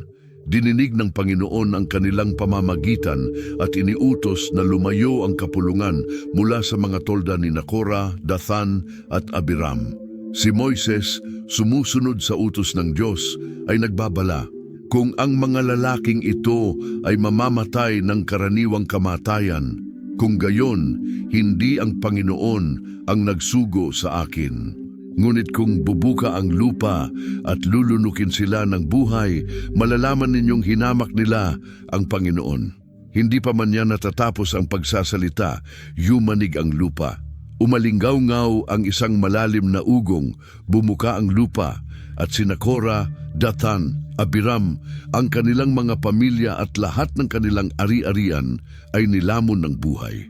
Sumigaw ang bayan sa takot at tumakas sa lahat ng direksyon. Takot na baka sila rin ay lamunin. Ngunit hindi pa roon nagtapos ang paghatol. Bumaba ang apoy mula sa langit at tinupok ang 250 lalaking naghandog ng insenso. Ipinapakitang hindi tinanggap ng Diyos ang handog, ni ang paghihimagsik. Tanging ang mga anak ni Korah ang nakaligtas. At sa mga susunod na salinlahi, sila ang magiging mga kompositor ng maraming awit, mga salmo. Sa kabila ng kakilakilabot na paghatol na ito, nagpatuloy pa rin ang bayan ng Israel sa pagrereklamo laban kina Moises at Aaron. Sinasabing pinatay raw nila ang bayan ng Panginoon. Hindi nila napansing ang paghatol ay nagmula mismo sa Diyos. Upang tapusin ang pagtatalo, iniutos ng Panginoon ang huling pagsubok. Bawat tribo ay maghahain ng isang tungkod na may pangalan ng kanilang pinuno. At ang tungkod ng lalaking pinili ng Diyos ang mamumulaklak. 12 tungkod ang inilagay sa tabernakulo, kasama ang tungkod ni Aaron, kinatawan ng tribo ni Levi. Kinabukasan, tanging ang tungkod ni Aaron ang namulaklak, nag-usbong ng mga dahon at mga bunga ng almendras. Pinagtibay ng himalang iyon ang pagpili ng Diyos. Si Aaron at ang kanyang mga inapo lamang ang itinalaga ng Diyos para sa pagkapari. Ang tungkod ni Aaron ay inilagay sa kaba ng tipan bilang walang hanggang tanda na walang sinuman ang dapat humamon sa pagkaparing itinatag ng Diyos. Nag-iwan ng hindi mabuburang bakas sa kasaysayan ng Israel ang kwento ni Korah at ang kanyang paghihimagsik. Hindi lamang nito ipinakita na ang Diyos ang pumipili ng kanyang mga lingkod, kundi pinaalala rin nito sa lahat na ang walang sukatang ambisyon at pagmamataas ay humahantong sa kapahamakan. Para sa tribo ni Levi, muling pinagtibay ng pagsubok na ito ang kanilang pagkatawag. Hindi sila nasa paglilingkod dahil sa sariling kagustuhan, kundi dahil pinili sila ng Diyos. Hindi ito posisyon upang maghanap ng pansariling karangalan, kundi upang mamuhay sa kabanalan at tuloy-tuloy na paglilingkod. Naging simbolo ng babala ang paghihimagsik ni Korah. Sa tuwing lalapit ang isang Levita sa tabernakulo upang maglingkod, maaalala niya ang paghatol na bumagsak sa mga nagtangkang agawin ang isang lugar na hindi para sa kanila. Ang pagkapari ay hindi karapatan, kundi pribilehiyong ipinagkaloob ng biyaya ng Diyos. Nagtatag ang Diyos ng kaayusan at walang tao, gaano man siya ka-impluensya, ang makapagbabago nito. Ang pagkapari ay para kay Aaron at sa kanyang mga anak, at ang tribo ni Levi ay magpapatuloy na maging espiritual na sandigan ng Israel. Matapos ang 40 taong paglalakbay sa disyerto, napalitan ang henerasyong lumabas sa Ehipto ng panibagong henerasyon. Si Moises, ang lider na gumabay sa Israel, sa hindi mabilang na pagsubok, ay nakita ang lupang pangako mula sa tuktok ng bundok Nebo, ngunit hindi siya pumasok dito. Ang pananagutang pangunahan, ang Israel sa pagsakop sa Kanaan, ay napunta kay Josue, isang lalaking may pananampalataya at tapang. Ang mga Levita, bagamat hindi itinadhana upang lumaban gaya ng ibang mga tribo, ay may mahalagang papel sa pananakop. Hindi sila mandirigma sa karaniwang kahulugan, ngunit sila ang nagdadala ng kaba ng tipan, ang nakikitang sagisag ng presensya ng Diyos sa gitna ng kanyang bayan. Ang unang malaking pagsubok ay ang napapaderang lungsod ng Jericho. Iniutos ng Diyos na dalhin ng mga saserdoteng Levita ang kaba ng tipan at magmartsa sa paligid ng lungsod sa loob ng 6 na araw, kasabay ng tunog ng mga trompetang gawa sa sungay ng tupa. Sa ika-7 araw, matapos makumpleto ang 7 ikot, hinipan ng mga saserdote ang mga trompeta at sumigaw ang bayan ng buong lakas. Gumuho ang mga pader ng Jericho. Pinatutunayang ang tagumpay sa Kanaan ay hindi lamang nakasalalay sa espada, kundi sa presensya ng Diyos. Sa buong pananakop, patuloy na ginampanan ng mga Levita ang isang napakahalagang espiritual na papel. Sila ang mga tagapag-ingat ng pananampalataya, ang buhay na paalala na ang Diyos ang tunay na hari ng Israel. Habang ang ibang mga tribo ay lumaban para sa kanilang mga teritoryo, pinanatili ng mga Levita ang pagsamba, ang mga sakripisyo at ang pagtuturo ng kautusan. At nang hatiin ang lupain ng Kanaan sa pagitan ng mga tribo ng Israel, tumanggap ang bawat isa ng kani-kanilang bahagi ayon sa pangakong ibinigay ng Diyos kay Abraham, sina Ruben, Gad, Huda, Ephraim at iba pa. Sina Manases at ang iba pang mga tribo ay nagmay-ari ng tiyak na mga teritoryo, ngunit ang tribo ni Levi ay hindi binigyan ng sariling lupain. Ipinaliwanag mismo ng Diyos ang dahilan. Ang pasyang ito ay nangangahulugang hindi ninyo bibigyan ng anumang mana ang mga Levita sa lupain ng Israel, sapagkat sinabi niya, "Ako ang inyong mana."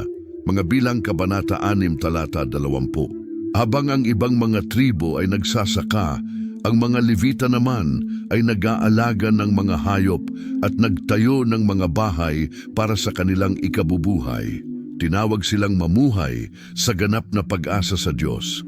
Sa halip ng mga lupang sakahan, ang magiging bahagi nila ay ang mga handog, ikapu at mga sakripisyong inihaharap sa tabernakulo. May malalim na espiritual na kahulugan ang pasyang ito. Ang mga Levita ay kumakatawan sa natatanging ugnayan ng Diyos at Israel, hindi sa pamamagitan ng material na pag-aari. Ipinapakita ng kawalan nila ng lupain na ang tunay nilang kayamanan ay hindi nasa mga bagay na nahahawakan, kundi sa walang pasubaling paglilingkod sa Diyos.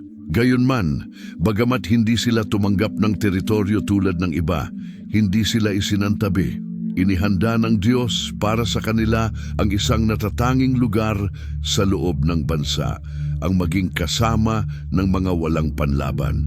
Itinalaga ang mga lungsod ng mga Levita upang matiyak ang kanilang kabuhayan. Iniutos ng Diyos na ibigay iyon sa kanila. At si Josue ay nagbigay ng 48 lungsod na nakakalat sa lahat ng tribo ng Israel. Ang mga lungsod na ito ay magsisilbing tahanan at magsisilbi ring mga espiritual na sentro para sa mga naninirahan. Sa 48 lungsod na ito, 6 ang itinalaga bilang mga lungsod ng kanlungan kung saan ang sinumang nakapatay ng tao nang hindi sinasadya ay makatatakas upang tumanggap ng makatarungang paglilitis at proteksyon.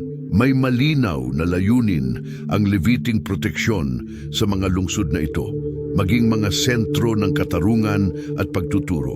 Pananagutan ng mga Levita na turuan ang bayan ng kautusan ng Diyos sa mga lungsod na iyon. Itinuro nila ang mga utos, nilutas ang mga alitang legal at iningatan ang kaalaman sa Torah. Bagamat nasa iisang sentrong lugar ang tabernakulo, tinulungan ng mga Levita na mapanatili ang pagsamba sa lahat ng rehiyon ng Israel upang hindi maligaw ang mga tao sa idolatriya. Bilang mga lugar ng katarungan, tinitiyak ng mga lungsod ng kanlungan na maipapatupad ang katarungan ng tama. Iniiwasan ang di makatarungang paghihiganti at pinoprotektahan ang mga nakagawa ng hindi sinasadyang pagpatay. Ang pagkalat ng mga Levita sa lahat ng tribo ay tumupad sa propesiya ni Jacob nang sinabi niya, "Pangangalatin ko sila sa Israel." Genesis 49:7. Ang sa unay tila parusa dahil sa buhay ni Levi sa Shechem ay naging pagpapala sapagkat pinahintulutan nitong mapanatili ang pagtuturo ng kautusan sa buong lupain. Ang paglalaan ng mga lungsod sa halip na lupang sakahan ay naglagay sa mga Levita sa natatanging posisyon, habang ang ibang mga tribo ay nakatuon sa pang-araw-araw na buhay, pagsasaka at pag-aalaga ng hayop. Ang mga Levita ay nakatuon sa walang hanggan, ang paglilingkod sa Diyos at ang pagtuturo. Sa paglipas ng panahon, ang kanilang presensya na pinalakas ng kanilang bokasyon ay naging mahalaga sa espiritual na katatagan ng Israel. Bagamat may mga panahong nabigo ang ilang Levita sa kanilang pagkatawag, sa ibang panahon naman sila ang nanguna sa mga dakilang espiritual na pagbangon sa bansa. Ang mga propetang tulad ni Samuel at mga pinunong tulad ni Esdras ay mga Levita na gumanap ng napakahalagang papel sa kasaysayan ng Israel. Ang katotohanang wala silang mana sa lupain ay nagpapaalala sa buong Israel ng mas malalim na katotohanan. Ang Diyos mismo ang tunay na mana ng kanyang bayan. Habang ang ibang tribo ay nagtatanim ng lupa, ang mga Levita ay nagtatanim ng presensya ng Diyos. Habang ang iba'y umaani ng trigo, sila'y umaani ng karunungan at katarungan. Habang ang iba'y ipinagtatanggol ang kanilang teritoryo sa pamamagitan ng espada, ipinagtatanggol naman ng mga Levita ang pananampalataya sa pamamagitan ng pagtuturo at pagsamba. Ang lupang pangako ay kaloob ng Diyos, ngunit ang presensya ng Diyos ang pinakamalaking kaloob sa lahat. Ang mga Levita sa kanilang buhay at paglilingkod ang naging palagiang paalala ng katotohanan ito para sa buong bansa. Sa pananakop sa Kanaan at sa pagkatatag ng mga tribo sa lupang pangako, ipinagpatuloy ng mga Levita ang kanilang gawain bilang mga espiritual na gabay sa Israel. Ang kanilang mga lungsod ay kumalat sa buong bansa at malinaw ang kanilang layunin. Ingatan ang kaalaman ng kautusan at pangunahan ang pagsamba sa Panginoon. Gayunman, sa paglipas ng mga siglo, nagsimulang lumihis ang Israel sa banal na pagtawag sa kanila at hindi nakaligtas ang tribo ni Levi sa pagbagsak na ito. Sa panahon ng mga hukom, nang wala pang hari ang Israel at bawat tribo ay kumikilos ng magkakanya-kanya, nasangkot ang mga Levita sa iba't ibang espiritual na krisis. Sa halip na maging tapat na tagapag-ingat ng pagsamba sa Diyos, ang ilan sa kanila ay bumagsak sa katiwalian. Makikita ang mga halimbawa ng pagbagsak na ito sa mga salaysay, gaya ng tungkol sa Levita ni Mikayas, mga Hukom 17:1. na iniwan ang kanyang tungkuling pangsaserdote upang maglingkod sa isang taong nag-alok ng mas magagandang kondisyon. At sa trahedyang kwento ng Levita at ng kanyang kinakasama, mga Hukom 19-21, na nagtapos sa isang mapaminsalang digmaang sibil para sa tribo ni Benjamin. Sa kabila ng mga kabiguang ito, may mga Levita ring nanatiling tapat. Nang lumitaw si Samuel, isang Levita na inapon ni Kohath bilang propeta at hukom ng Israel, ibinalik niya ang pagsamba at tinawag ang bayan na manumbalik sa Panginoon. Siya ang nagpahid ng langis sa mga unang hari ng Israel, sina Saul at David. Tinitiyak na nagsimula ang monarkiya sa ilalim ng pagpapala ng Diyos. Nang umupo si David sa trono, naranasan ng mga Levita ang muling pagbangon sa kanilang papel sa pagkapari. Inayos ni David ang kanilang mga tungkulin at nagtatag ng mga turno para sa paglilingkod sa tabernakulo. Sina Asaph, Heman at Ethan, mga Levita na inapo ni Gershon at Merari, ay itinalagang mamahala sa musika at pagsamba sa santuwaryo. Itinatag ang ministeryo ng pagpupuri na magiging mahalaga sa mga sumunod na panahon. Sa ilalim ng paghahari ni Solomon, umabot sa pinakamataas na antas ang kaluwalhatian ng Levitikong pagkapari sa pagtatayo ng templo sa Jerusalem. Naging panahon yon ng karangyaan para sa mga Levita na ngayon ay naglilingkod sa unang permanenteng templo na inialay sa Diyos ng Israel. Inilagay ang kaban ng tipan sa kabanal-banalan at pinangunahan ng mga saserdoteng Levita ang pagsamba ng may karangalang hindi pa nasaksihan noon. Ngunit kasabay ng kasaganaan ay dumating din ang pagiging kampante sa Levitikong pagkapari. Nagsimulang mabulok at sa mga sumunod na siglo, naging lantad ang pagbagsak nito. Pagkatapos mamatay si Solomon, naging malinaw na nahati ang kaharian ng Israel sa dalawa. Ang kaharian sa Hilaga, ang Israel, na pinamunuan ni Jeroboam, at ang kaharian sa Timog, ang Huda, na pinamunuan ng sambahayan ni David. Sa kaharian sa Hilaga, natakot si Jeroboam na patuloy na maglalakbay ang kanyang bayan patungong Jerusalem upang sumamba sa templo. Upang pigilan ito, nagtatag siya ng sarili niyang sistemang panrelihiyon at nagtayo ng mga gintong guya sa Bethel. Inililihis ang Israel mula sa tunay na pagsamba. Sa prosesong ito, ang mga Levita na nanatiling tapat ay inusig at marami ang tumakas patungo sa kaharian ng Huda, kung saan patuloy pa ring gumagana ang templo. Sa Huda, bagamat nagpatuloy ang Levitikong pagkapari, nagkaroon ng mga panahon ng katiwalian at pagbagsak sa ilalim ng paghahari ng ilang masasamang hari, gaya ni Manases. Nadungisan ang templo ng mga paganong altar at tumigil ang mga Levita sa tapat na paglilingkod dito. Minsan, pinabayaan ng bayan ng mga handog at ikapu na sumusuporta sa mga Levita, kaya napilitan silang iwan ang kanilang mga tungkulin upang maghanap ng ibang kabuhayan. Gayunman, nagkaroon ng mga panahong may espiritual na reforma kung saan gumanap ng mahalagang papel ang mga Levita, gaya noong paghahari ni Ezekias at Hosayas, dalawa sa pinakamakadiyos na hari ng Huda. Tinawag ang mga Levita upang ibalik ang templo at dalisayin ang pagsamba. Sa paghahari ni Hosayas, matapos matagpuan ang aklat ng kautusan na nakalimutan na sa templo, nang ito'y basahin sa publiko, tinulungan ng mga Levita na turuan ang bayan at ibalik ang tipan sa Diyos. Ngunit pansamantala lamang ang mga muling pagbabangon na iyon.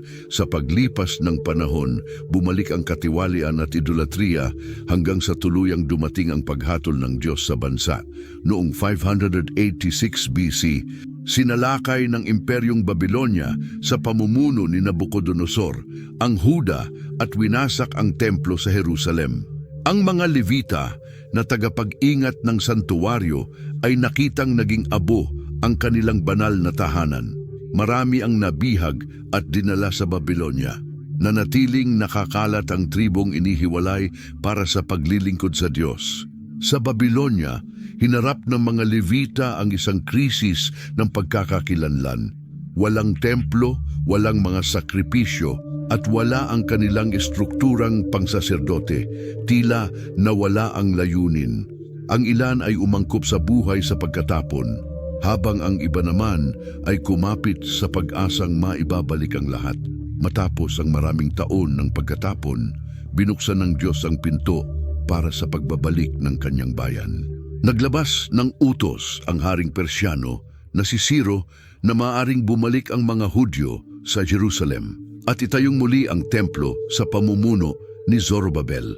Bumalik ang unang pangkat ng mga bihag at sinimulan ang muling pagtatayo, ngunit ganap na nagningning ang espiritual na pagbabalik nang dumating si Esdras, isang eskriba at saserdoting Levita na nanguna sa pagpapanumbalik ng pagkapari at sa pagtuturo ng kautusan. Hindi lamang nagdala si Esdras ng mas marami pang Levita para maglingkod sa templo, muli rin niyang ipinakilala ang Torah bilang pundasyon ng buhay ng bayan. Kalaunan nang italaga si Nehemias bilang gobernador ng Huda, gumanap ang mga Levita ng mahalagang papel sa muling pagtatayo ng mga pader ng Jerusalem. Habang naibabalik ang lungsod, muling tinawag ang mga Levita sa kanilang orihinal na mga tungkulin, pangunahan ng pagsamba at ituro ang kautusan ng Diyos. Sa pamumuno ni Nehemias, inatasan ang mga Levita na manguna sa malaking pagdiriwang ng pagtatalaga ng pader ng Jerusalem. Nehemias, Kabanata 12. Ang pagpapanumbalik ng sistema ng ikapo ang nagsilbing suporta sa pagkapari at sa pagtuturo ng kautusan ni Moises. Sa unang pagkakataon, sa loob ng maraming siglo, ang tribo ni Levi ay nakabalik sa kanyang nararapat na lugar, fundamental sa espiritual na buhay ng Israel. Ang kasaysayan ng tribo ni Levi ay kasaysayan ng pagtubos at pagtitiyaga. Dumaan ito sa taas at baba, mula sa pagkakapili sa disyerto hanggang sa katiwalian sa panahon ng idolatriya, mula sa kaluwalhatian ng templo hanggang sa pagkalugmok sa pagkatapon. Gayunman, minarkahan ang landas nito ng malalim na pagbabago. Hindi kailanman binawi ang pagkatawag. Ipinanumbalik sila ng Diyos at sa panahon ni Esdras at Nehemias, muling nagningning sila bilang mga tagapag-ingat ng kautusan. Sa paglipas ng mga siglo, ipinakita ng tribo ni Levi sa pamamagitan ng kanilang pagsamba na ang paglilingkod sa Diyos ay hindi nakasalalay sa mga gusali o ritual, kundi sa katapatan sa kanyang salita. Kahit nawasak ang templo, kahit dinala sa pagkatapon ng bansa, nanatili ang kanilang papel bilang mga guro at espiritual na gabay. Magpapatuloy ang kanilang pamana sa mga susunod na henerasyon sa pamamagitan ng mga eskriba at guro ng kautusan na mag-iingat ng mga kasulatan at maghahanda ng daan para sa pinakadakilang paghahayag, ang Mesiyas na magdadala ng mas mataas at walang hanggang pagkapari. Bagamat dumaan sa pagbagsak ang tribo ni Levi, patotoo ang kanilang kasaysayan na laging ipinapanumbalik ng Diyos ang mga tapat na bumabalik sa Kanya ng taos-puso. Mula nang ihiwalay ng Diyos ang tribo ni Levi para sa paglilingkod sa tabernakulo, itinatag ang Levitikong pagkapari at ginawa ang kanilang mga inapo na sentro ng espiritual na buhay ng Israel. Si Aaron ay naghahandog ng araw-araw na sakripisyo upang mamagitan para sa bayan at isinasagawa ang mga ritual ng paglilinis na nagpapahintulot sa Israel na manatiling nakikipagniig sa Diyos. Itinatag ang sistemang ito sa utos ng Diyos, ngunit hindi ito ang huling plano ng Diyos. Mula pa sa simula, ang Levitikong pagkapari ay anino lamang ng mas dakilang bagay, isang panlupang larawan ng mas malalim na espiritual na realidad na mahahayag lamang pagkalipas ng maraming siglo. Sa pagdating ni Jesus, naging malinaw na may mga limitasyon ang Levitikong pagkapari. Ang mga saserdote ay makasalanan at kailangang maghandog muna ng mga sakripisyo para sa kanilang sarili bago mamagitan para sa bayan. Kailangang ulit-ulitin ang mga sakripisyo sapagkat hindi nito kayang alisin ang kasalanan ng tuluyan. Ang pagkapari ay minamana, kaya kapag namatay ang dakilang saserdote, kailangang may pumalit. Ipinapakita ng mga kakulangang ito na ang Levitikong pagkapari ay hindi walang hanggan ni ganap. Kailangan ng mas mataas na pagkapari, isang makapaghahatid ng perpekto at tiyak na pakikipagkasundo ng tao sa Diyos. Doon pumasok si Jesus sa kasaysayan, dala ang isang ganap na naiibang pagkapari na hindi nakasalalay sa mga inapo ni Aaron kundi sa mas mataas na kaayusan. Ipinaliwanag ng may akda ng sulat sa mga Hebreo na si Jesus ay hindi saserdote mula sa linya ni Levi at Aaron, kundi ayon sa orden ni Melkisedek, Hebreo 7:1-1. Sino si Melkisedek? Sa Genesis 14:18-20, misteryosong lumitaw si Melkisedek. Inilarawan siya bilang hari ng Salem at saserdote ng kataas-taasang Diyos na nagbasbas kay Abraham matapos nitong talunin ang kanyang mga kaaway. Ang kapansin-pansin kay Melkisedek ay wala siyang genealohiyang pangsaserdote at gayunman kinilala siyang tunay na saserdote ng Diyos. Ipinropesiya ng awit 110 na ang Mesiyas ay magiging saserdote magpakailanman ayon sa orden ni Melkisedek na nagpapahiwatig na ang pagkapari niya ay hindi ibabatay sa kautusan ni Moises ni sa Natupad linya ni ang Aaron. propesiyang Ito nang dumating si Jesus sa mundo. Bagamat sa laman ay kabilang siya sa tribo ni Huda at hindi sa tribo ni Levi, ang pagkapari ni Kristo ay hindi nakasalalay sa linya ng tao, kundi sa banal na pagtawag. Ipinaliwanag ng Hebreo 7:23-25 ang malaking pagkakaiba ng Levitikong pagkapari at ng pagkapari ni Kristo. Marami ang naging saserdote sapagkat pinigilan sila ng kamatayan na magpatuloy. Ngunit siya, sapagkat nananatili magpakailanman, ay may pagkaparing hindi nagbabago. Kaya't kaya niyang iligtas ng lubos ang mga lumalapit sa Diyos sa pamamagitan niya, sapagkat siya'y laging nabubuhay upang mamagitan para sa kanila. Si Jesus ang walang hanggang dakilang saserdote, ang tanging hindi kailangang maghandog para sa sarili sapagkat siya ay sakdal.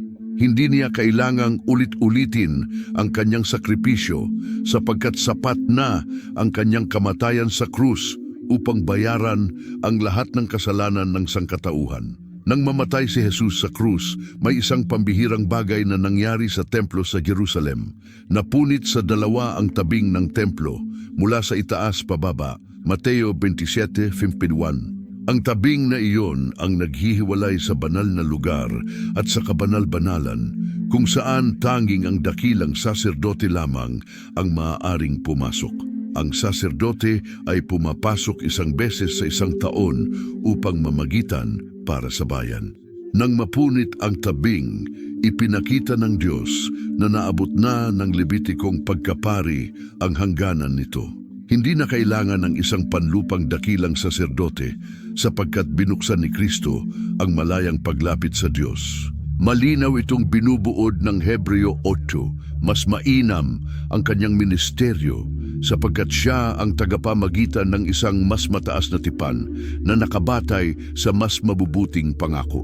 Naging lipas ang Levitikong pagkapari sapagkat sakdal at walang hanggan ang sakripisyo ni Jesus. Pagkatapos ng muling pagkabuhay ni Kristo at pangangaral ng Ebanghelyo, nagpatuloy pa ang templo at ang sistemang pangsaserdote sa loob ng ilang panahon.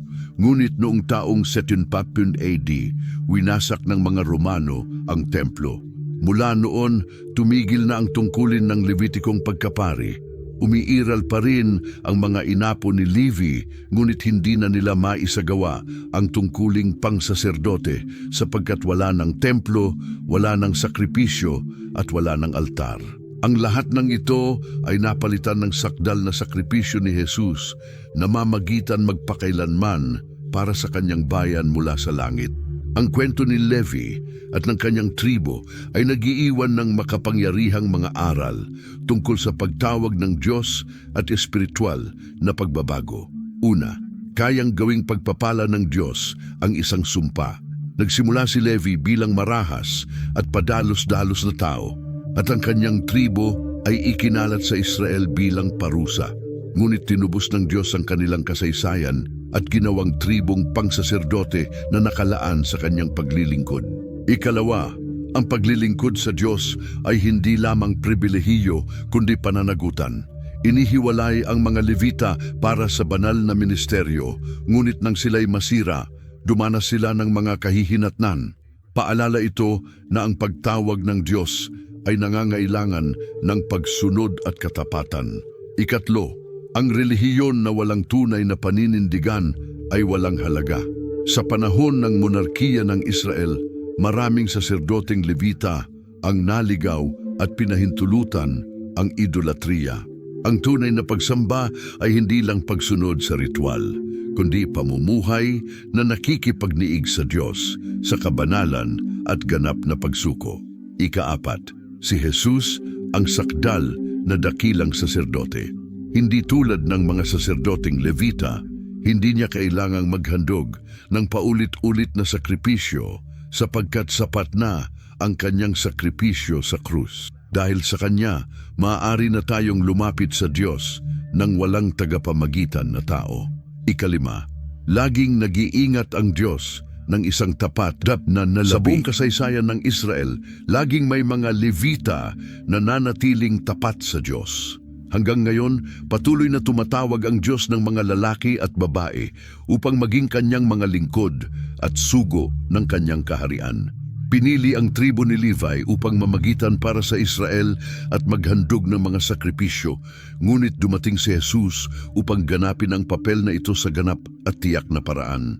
Siya ang walang hanggang dakilang saserdote na hindi lamang namamagitan para sa atin, kundi ginawa rin tayong isang banal na pagkapari, 1 Pedro 2:9. Sa ilalim ng bagong tipan, hindi na natin kailangan ang mga sakripisyo ng hayop, mga templong bato at mga saserdoteng tao na mamamagitan para sa atin. Nagbukas si Jesus ng isang bago at buhay na daan, at ngayon ang bawat mananampalataya ay may paglapit sa Diyos. Dinadala tayo ng kwento ni Levi at ng kanyang tribo sa isang maluwalhating konklusyon. Ang panlupang pagkapari ay anino lamang ng makalangit na pagkapari ni Kristo. Sa Kanya, natatagpuan natin ang pagtubos, kapatawaran at walang hanggang pakikipagkasundo sa Diyos. Ang kwento ni Levi ay kwento ng pagbabago, pagtubos at layunin. Ang nagsimula sa isang padalos-dalos at marahas na kalikasan ay nagtapos sa isang banal na pagtawag na humubog sa isang buong bansa. Dumaan ang kanyang tribo sa mga sandali ng kaluwalhatian at pagbagsak, katapatan at katiwalian, ngunit sa huli, tinupad ng Diyos ang kanyang layunin sa kanila. Gayunman, anino lamang ang Levitikong pagkapari ng sakdal na plano ng Diyos. Nang dumating si Kristo sa mundo, itinatag niya ang isang walang hanggang pagkapari na higit sa lahat ng nauna. Ang sakripisyong ginawa niya sa krus ang nagmarka ng katapusan ng mga Levitikong sakripisyo at nagbukas ng tuwirang daan tungo sa Diyos. Ngayon, itinuturo sa atin ng kwento ni Levi ang mahahalagang aral. Kayang baguhin ng Diyos ang buhay at gawing layunin ang pagkakamali. Ang tunay na pagkapari ay hindi tungkol sa ritual, kundi sa pamumuhay na nakikipagniig sa Diyos. Si Jesus ang ating walang hanggang dakilang saserdote at sa Kanya natatagpuan natin ang kaligtasan at pagtubos. Kung ang kwentong ito ay tumimo sa iyong puso, nakaapekto sa iyo at nakatulong upang mas maunawaan mo ang layunin ng Diyos sa Biblia, inaanyayahan kitang mag-subscribe sa channel upang magpatuloy tayong magsaliksik ng mas malalim at makabuluhang mga kwentong biblikal. Huwag kalimutang mag-iwan ng komento kung aling bahagi ng kwento ni Levi ang pinaka-interesante sa iyo o kung anong paksa ang nais mong talakayin sa mga susunod na video. Ibahagi ang video na ito sa iyong mga kaibigan at pamilya upang mas marami ang matuto tungkol sa kamanghamanghang layunin ng Diyos sa buong kasaysayan. Magkikita tayo sa susunod na video. Pagpalain ka ng Diyos.